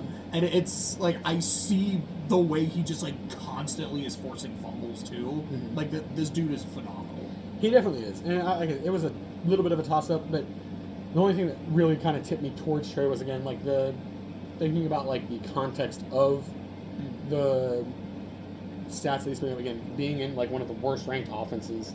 There was a stat that showed his 11 sacks versus every other Bengals defensive player who had 6. So, Combined? yeah, 6 combined. Fuck. He has 65% of his team's sacks. It's wild. Or over 65%. And it was like the first time that a player's done it since like 2000 or something like that. But, yeah, shout out to that dude. He is a stud. The rest of their defense sucks ass. They need to get some help for him. Speaking of teams that suck, now we're on the Browns. Now we're on the Elf. The Browns are back where they belong, at the bottom of the league. Everything has been put right with the world. Deshaun Watson's out for the season. I genuinely cannot think of a time where I've seen a team's starting quarterback go down and the fans cheered. Yeah, that was a little messed up. That is fucked up, and that is insane to actually see happen. Yeah, that's like, as much as you like don't, I don't care for Deshaun Watson. That was still like a little like, ugh, that's brutal. That's Cleveland fans for you. But yeah, and you know what, Cleveland fans, this is what you get. This is the team that you get when you don't support your team at all. Yeah, they're bad. And Jameis beat the Ravens, though. One of their 2 wins is against the Ravens. Yeah, that is crazy. But yeah, they're not going to make the playoffs. And Kevin Stefanski's not going to win Coach of the Year. Oh wait, Stefanski's. No, you're right. Okay, yeah. Because he won it last year, and he won it. I think it was his rookie year as their coach as well. Yeah. I think that was the year they went to the playoffs. Yeah, with Baker. I think it's both times they got to the playoffs, he's won. So, yeah, like, if you're the coach of the Browns and you take him to the playoffs, you kind of should be coach of the year. Yeah. Because look how they could be this year. So, I don't think I have much else to say about I don't. So, AFC East. All right. So, here's the thing with the AFC East. I think we can get through it pretty quick. Buffalo is winning this division by default. Oh, yeah. And not to the degree of the Texans, because the Texans, like, they're good but flawed. Buffalo is 8-2. Like, they're looking very good. Definitely not missing as much of a step as I thought. And I'll eat crow on that. I thought this is the year that it happens to Buffalo, because every year I pick Buffalo to go to the Super Bowl, and it doesn't happen. So maybe now that I'm saying they won't, this is when it happened. No, yeah. So I get Josh Allen and Jared Goff in the Super Bowl. I mean, giving up Stephon Diggs, it definitely seemed like they would take a step back. But Josh Allen has just kept powering that offense. Who's that? Who's their new star wide receiver? Oh, I don't remember his name. I feel bad for him. Shaq something. Shaquille. You're talking about Shakir? Shakir. I think he's like a second or third year player. Yeah. That dude has been really good for them this year, though. Cook has been good, too. Like, I think it was his rookie year, like, he wasn't great. And then last year, I think, was the second year, like, he was kind of coming on. He's been playing pretty well. Like, I feel like whenever I see him. Yeah. So, yeah, I mean, there's not a whole lot to say about that division. Yeah, the Bills are dominating, and they're going to win it. They're gonna clean up that division easy. And then the Dolphins, I feel like this season was defined by Tua's injury. I thought they were going to be the 1 seed. I thought they were going to cook. Tua's been out most of the year. He's now back. They won a game. I hope to see him do well. They could make the playoffs. Again, it's only a couple games out of the wild card spot, but I don't think they're really going anywhere. Tyreek is now, like, possibly considering having a surgery that he's going to have. Oh, really? I didn't hear about that. Yeah, so I think he said something about it's like he's still like focused on playing, but that like surgery talks were in the discussion or something like that. So I don't know. I mean, like if he goes down for any part of the season, then obviously like that's just even worse for them. They've been dealing with a lot of injuries this year, though. Yeah, this whole season just feels like a wash for them. God, yeah, 8-2, and then 3-6, 3-7, 3-7. Yeah, real bad. The Jets, man, like it feels like the Jets find a new low every week. Like they just look, they are fundamentally broken. Do you think that Aaron Rodgers is doing good or bad for them? See, that's the thing, because I feel like a lot of the times, like I haven't watched a lot of Jets games, even though they're like always on primetime. I feel like when I look at his numbers, the numbers are there. And when I see a lot of the plays, I'm like, okay, that one wasn't good, that one wasn't good. But I've seen him make still some good plays. The defense is not the defense that they were last year. And I think part of that was even before Saleh got fired. And after Saleh got fired, the defense just collapsed. The kicking game even is after getting Hassan terrible. Like Greg Zuerlein, he's just kind of lost it. Yeah. Yeah, which is crazy because he used to be like absolute a premier kicker. And I feel like with a better kicker, their record would definitely be better. Like there's like notably that Bills game on Monday night. It was like that was a game they would have won. Yeah, how many did he miss in that game? I think he missed like 2 or 3. Yeah, that was crazy. And granted, I think Buffalo missed like a couple kicks too. I think it was one of those games like it almost kind of evened out. Was it like just a windy night maybe? I think it was, but that's a game. I think the Vikings game in London is another game where he missed some kicks. Mm-hmm. So they could at least be like 5-5. Yeah. But I don't. And maybe it's like the outside vibe on Aaron Rodgers.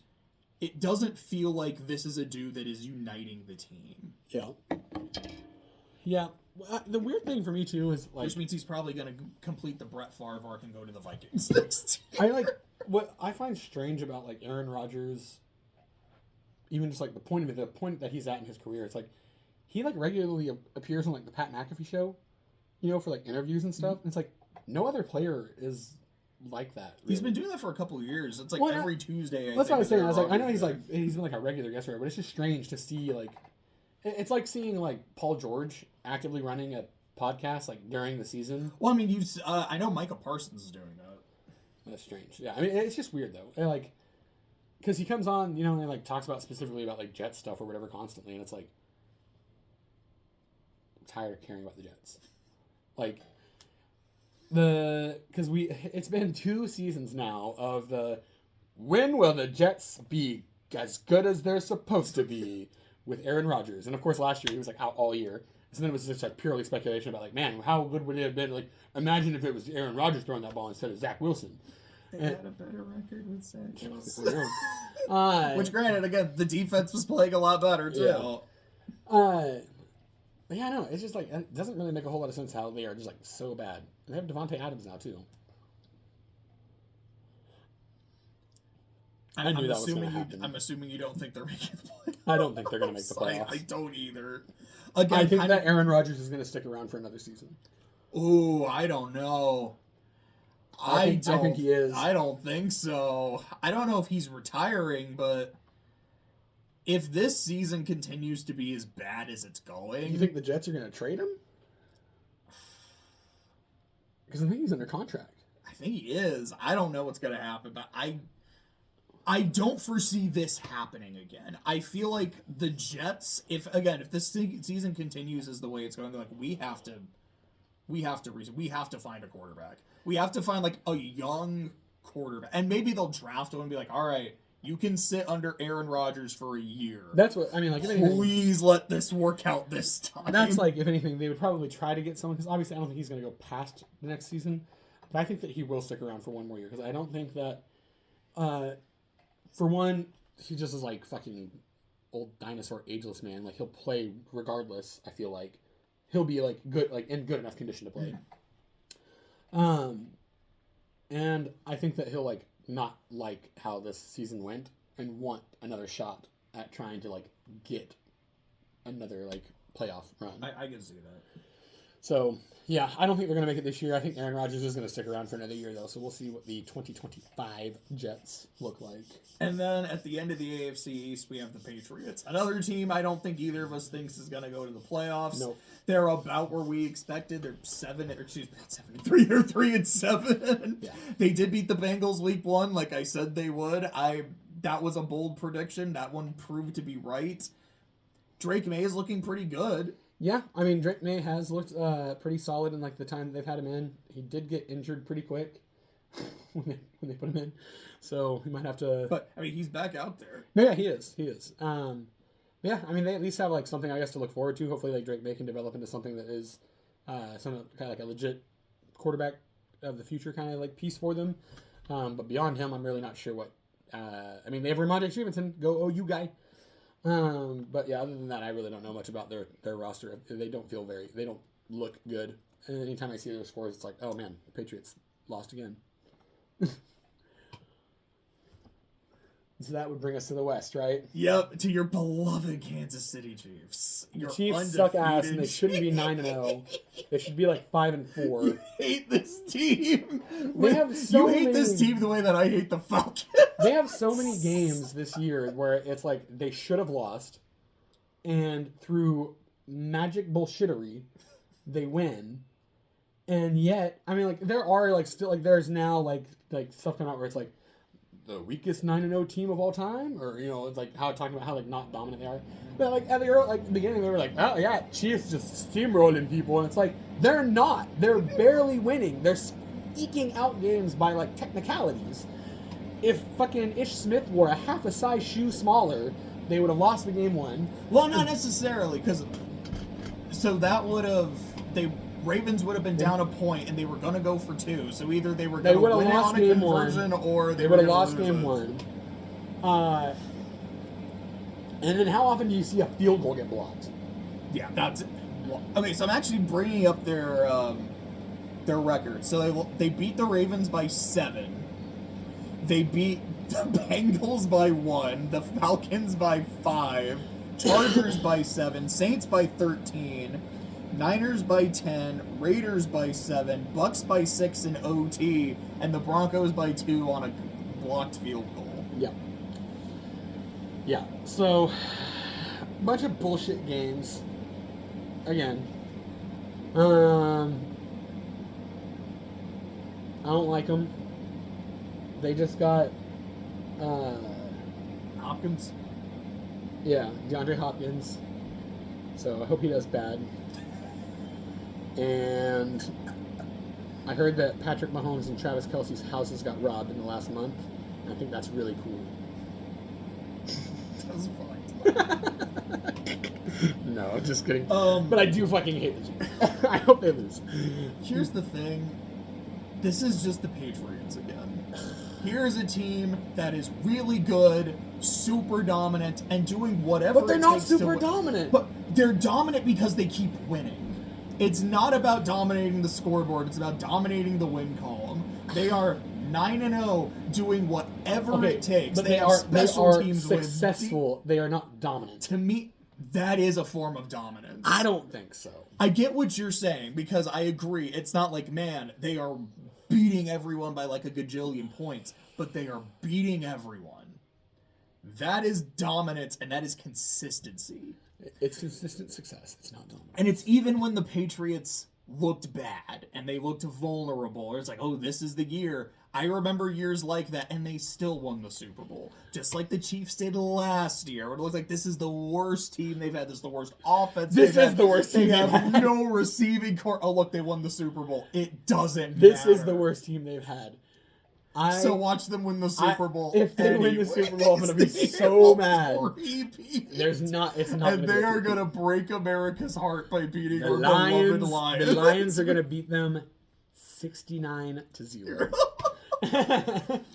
So, I mean, yeah, I don't think either of us have anything else to say about the Chiefs. They're going to make it to the playoffs. They're probably going to make it to the AFC Championship. I hope they get beat there.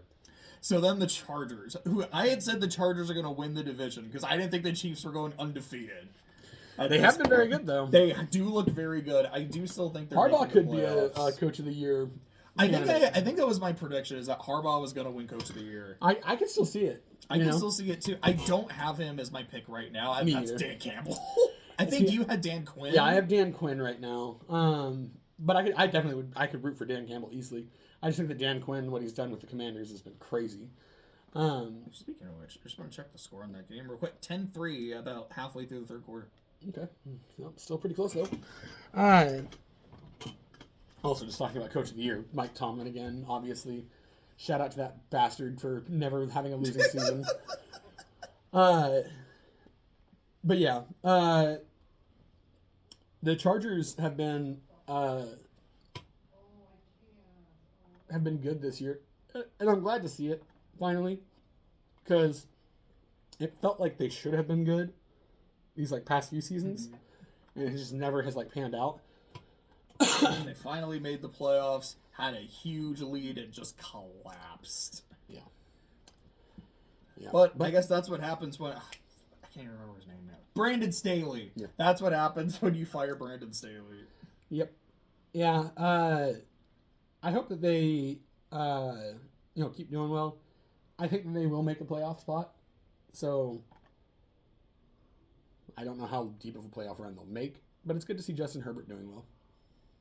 Finally. Thriving. And so, the Broncos. Hey, Bo Nix. My sleeper, crazy-ass pick to make the playoffs. Bo Nix has been doing a lot better. 7th seed. He is definitely looking better. Like, early on, it was one of those things, it was like, man, all the stuff that they were talking about in college where it was like, he's really only accurate in, like, the short passing game. He can, he can get you the 0 to 5 yard passes, no problem, but, like, anything beyond that, and you're stretching his arm. And it's like, I think it was against the Jets where there was a stat where it's like beyond 10 yards, 0 of 7, less than 10 yards, 7 for 7, negative 12 yards passing. Yeah. Which might be my favorite NFL stat line of all time. And it's like, it was clear they were trying to scheme stuff for him, doing those like short crossing routes, screen routes, bubble screens, and all that kind of stuff, flare outs. But obviously those were net negative plays. But now they've finally allowed him to like kind of start throwing it down the field a little more. Like the last couple of games I've been looking at, it's like it looked like he was averaging like 10 yards, over 10 yards of completion or something like that. So finally starting to move the ball downfield a little bit more. Obviously their defense is elite. So that's buoying a little bit of their offensive woes, but if the offense can pick up a little bit, then we can see some real contention out of Denver. 22 of 30, 215, and 2 tutties against the Chiefs last week. Yeah. I hope he has a great game this week because he's playing the Falcons, and I love it when they lose. Yeah. But yeah, I can see them potentially getting a wild card slot. But again, with the Bengals being there, again, it's tough. They've got a little crowded area for the wild card. So, but you never know. Actually, do they play each other later this year? They've already played they played the Ravens and the Steelers. So when is Broncos Bengals? That might be that's December 29th. Nice, that might be for a playoff spot, as wild as that is. Yeah. But yeah, other than that, Denver, they're all right. And then we end with the Raiders. They're bad. Yeah, I don't know what to say about the Raiders. Basically got rid of Devontae Adams. Gardner Minshew is not a career starting quarterback, I don't think. I think he's a backup. I remember being really excited for this team last year after they fired Josh McDaniels, because McDaniels I do not think is at all a good head coach. Yeah. He can be a good OC, but not a good head coach. Kind of like Dennis Allen for the defense. Sorry, I forgot my point.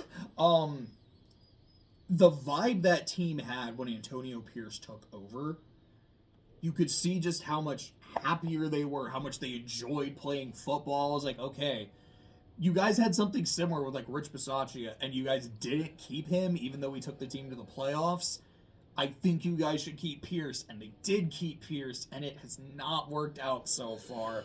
I hope he doesn't get fired at the end of the season, that he can maybe turn it around this year, or maybe next year, because I really like Antonio Pierce. I just don't know, though. I was kind of surprised. Has, Aiden O'Connell gotten really any much playing time this year? I think he has. I think I heard that he started a couple games. It just Didn't go good. hasn't really mattered. Because I was gonna say, like, I was surprised with how bad their season has gone that Minshew didn't get like benched earlier for them to try to just like start developing Aiden. But it might just be that he's not that good. This is what, his second year? I think this is his second year.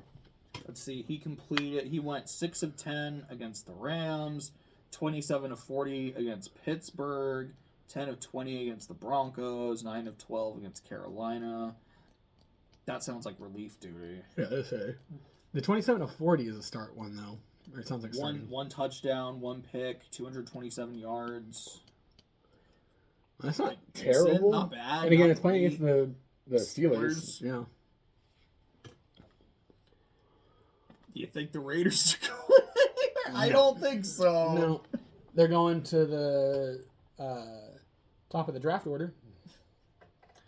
So that's all the teams. So do you want to talk about like playoff prediction? I mean, again, this is stuff we kind of already talked about. But like, do you want to do playoff predictions? Do you want to go through our awards? Let's just go ahead and jump into the awards. Okay. We're getting closing in on 2 hours on this video. Oh shit! All right. So MVP, I think we both said it's Lamar Jackson. Lamar Jackson, he's just been playing out of his mind. I mean, the numbers just are hard to argue with. Again, there are guys that are putting up good cases, like we said, Jared Goff, Josh Allen, Jaden Daniels. I mean, even Derrick Henry has a good case for it. Justin Jefferson is doing really, really well. Maybe not MVP level, but yeah. I mean, there are guys that are putting up good stat lines, but Lamar Jackson's is like so good. It's hard to argue with. Yeah, I would agree. Like I was saying earlier, I was gonna give it to Goff. I'm like, I don't think I could justify that with his last game and just how Lamar's looked. Game, yeah. Offensive Player of the Year, that we both said we had Derrick Henry. The dude has just been killing it. Defensive Player of the Year, this is where we differed. I had TJ Watt. You said you had Hendrickson. Yep. And I guess I can't really fight you on that. Hendrickson has been playing really well, and like you said, especially on a bad defense. And same thing with TJ Watt, obviously. It's like he does always come up with big plays, so both of them have merit. I could easily see either one of them winning it. Offensive Rookie of the Year, I agree with you. I don't think it's anyone but Jaden Daniels. Hands down. Defensive Rookie of the Year, this is one, I'll be honest, I just kind of had to look up. I haven't heard a lot from the defensive rookies. I've heard that Jared Verse on the Rams is doing that. I looked at his numbers and compared him like to. I probably butchered that dude's name. I feel bad. It looks like Verse kind of does have the best numbers from any defensive rookie. Yeah, I would say so. I think the only other person that's like really up in the conversation is the dude from, I think it's the Green Bay Packers, has a rookie cornerback that's doing pretty good. And then that Beanie Boston dude from Pittsburgh actually is up there. But no, yeah, Jared Verse is definitely the one that I had been hearing the most about. Again, he puts up numbers that are like non-rookie like, honestly. Again, his advanced metrics are really good. Like, I know he has like it's like he ranks he's number 1 among rookies, and I think he's like in the top 10 in the actual like overall NFL in pass rush win rate. And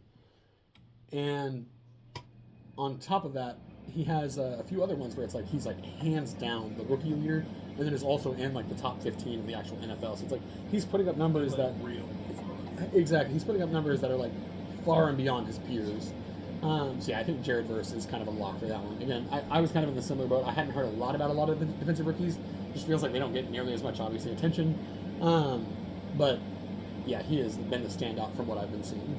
And then from Coach of the Year, I have Motor City Dan Campbell winning Coach of the Year. Yeah, like this is, and I can't hate that response either. Like, Dan Campbell's been amazing. This is Dan Campbell's team. Like you see his personality and how the Lions play, and they are playing well with that personality. I think that's awesome. Did you see that video of him watching the kick in the last game, like the game-winning kick? I don't remember. It's like as they're lining up, and like right when the dude kicks it, he starts like smiling because he knows it's gonna go in, and it's like real close. What I remember is he was giving his sideline interview at the start of the third quarter. It's like, yeah, this is what we need to do. You know, our defense needs to get takeaways. And immediately they get an interception off C.J. Stroud. Like, man is speaking shit into existence. It was really cool. And then you were saying that you have Dan Quinn because of just the crazy turnaround from the Commanders. Yeah. Yeah, I mean, it's just shocking to see, like, how bad they were before and how good they're doing this year. And, I was seeing something online that was, made a good point, like in discussing Coach of the Year, which doesn't always necessarily come through in like the vote for the actual award, but it was talking about how sometimes coaches can get like if a coach is more offensive minded and he comes into a situation where the defense is kind of buoying that team and making them look good, then that coach shouldn't necessarily get as much credit for like the Coach of the Year discussion because he's mostly leaving that to a coordinator, you know? And that is something that people have talked about with Dan Quinn. You know, he is a defensive-minded coach. The defense for the Commanders is not the thing that's carrying them. It's their offensive firepower. So there is something to be said that, you know, it's not necessarily maybe his influence that has spurred that change. And that is why I mentioned Mike Tomlin, because in that situation, it feels like that is like the influence of the coach kind of getting the best out of the players that he has.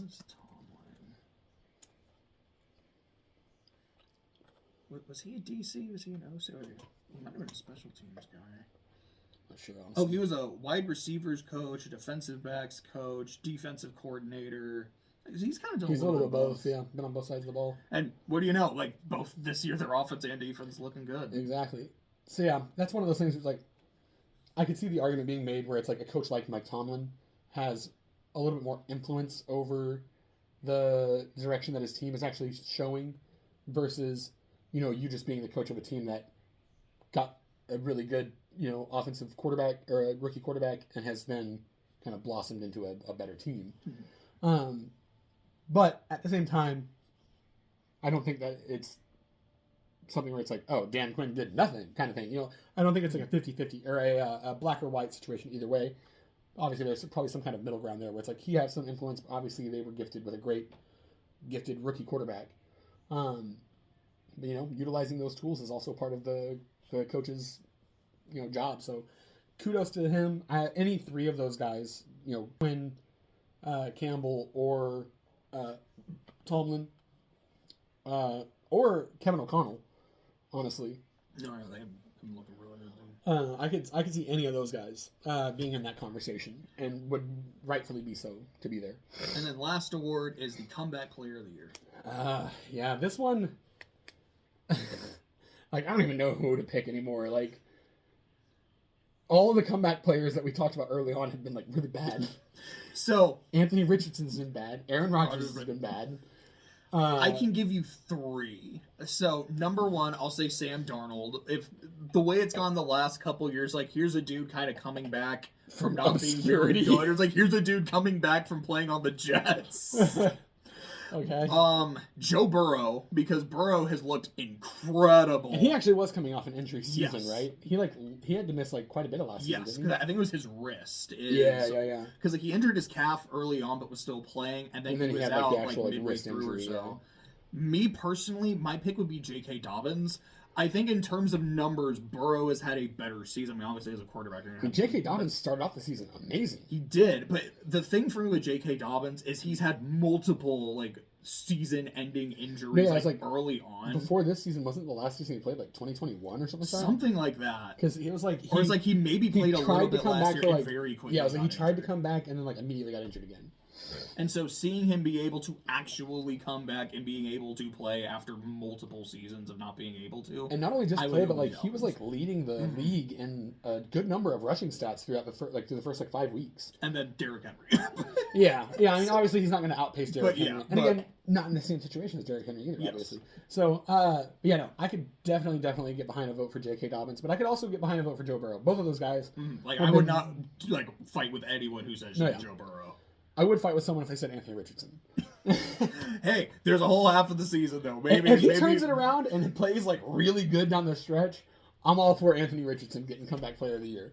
I would actually love to see that. Honestly, I would too. I think Anthony Richardson is a good quarterback and can be a good quarterback. It's just like one of those, like, you just got to refine he's like a, uncut gem kind of thing. Like, you can tell he's got the fucking arm strength, bro. Like, he's got the strength. He's got the ability to throw off platform. He's got the ability to extend plays with his legs. The main thing is his decision-making, which is something that comes with, experience and time in a system and reading defenses. So his decision-making and his propensity to try to force passes, again, a decision-making thing that comes with experience. These are all things that can be easily worked out of his game. So I'm excited to see him be better. I hope he will be better. I also hope he'll be better because I have an autographed rookie card of him. I hope that you let the value go. so that becomes a valuable card. But no, yeah. Honestly, I just think he's a good quarterback, and I think that he's just very wild, kind of in his style of play. So maybe he can rein it in a little bit and become comeback player of the year. So I'll end with giving my playoff prediction, like my seeds and who I think. So in the AFC, from bottom to top, I've got the Broncos at the 7, Chargers at the 6, Ravens at the 5, Texans at the 4, Bills at the 3, Chiefs at the 2. I have the Steelers as the 1 seed. Wow. I think the Chiefs are going to lose to Buffalo this week. I think they're going to lose to the Steelers. I think they'll get got somewhere else. They'll finish with like 3 or 4 losses. And you think the Steelers are basically going to win out? Maybe not necessarily win out. They'll lose again like 1 to 2 games. I think the Steelers could do it. Well, because the Steelers have 2 losses already. Mm-hmm. So you would need... I think they split with the Ravens, Chiefs, if not sweep them, because I think they have a history of doing that. I think they beat the Chiefs. You would need the Chiefs to lose 3 games. Or 2 games with one of them being to the... I would need them... I'd need them to lose about 3 or 4. And I think Buffalo, Pittsburgh... I'm going to say someone in the division gets them once. But then that also means that the Steelers would have to only get 1 or 2 losses. Yeah. And I'm going to say, fuck it. Let's have fun. Let's have fun. I still think the Chiefs are going to the Super Bowl out of the AFC, but I'm going to say... Also, the Ravens at the 5 seed. Wow. Well, because if Steelers are winning the division, then... Oh, yeah, I guess that's the highest. That's the highest wild card. Yeah, I guess that's true. And then in the NFC, starting at the bottom, I'll have the Vikings at 7, the Cardinals at 6, the Commanders at 5, and then Falcons win the South, Niners win the West, Eagles win the East, and the Lions win the NFC. I think the Lions win the NFC. Lions-Chiefs Super Bowl. I don't know what I pick at that point. Lions. I don't know if I pick the 3-peat. Lions. Like, I want it to be the Lions. Fuck the Chiefs. They suck. God, I hope the Chiefs get knocked out in the first round of the playoffs. In, like, super embarrassing fashion. Who would be the most embarrassing team for them to lose in? Who would be the most embarrassing to sneak into the AFC and then beat the Chiefs? If they're the 2 seed, then for me they would lose to the Broncos. Yeah, but let's say they get the 1 seed.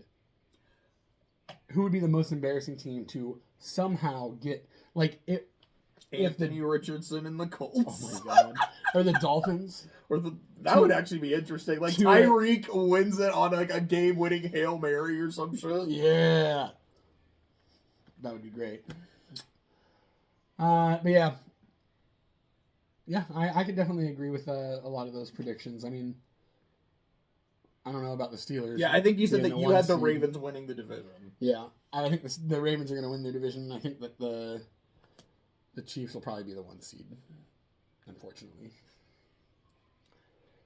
But I hope they lose. All right, anything else? No, I think that's it. Let's go check out this game. All right, sounds good. I think we're just about in the 4th quarter. Yeah, we're in the 4th quarter. It is 10-6. Washington is winning, but the Eagles have the ball. How much time's left? About 14 minutes. Like, it's basically the entire perfect. 4th quarter. All right. All righty, y'all. Do it. We're going to go watch this. And you guys take care. Have a good night.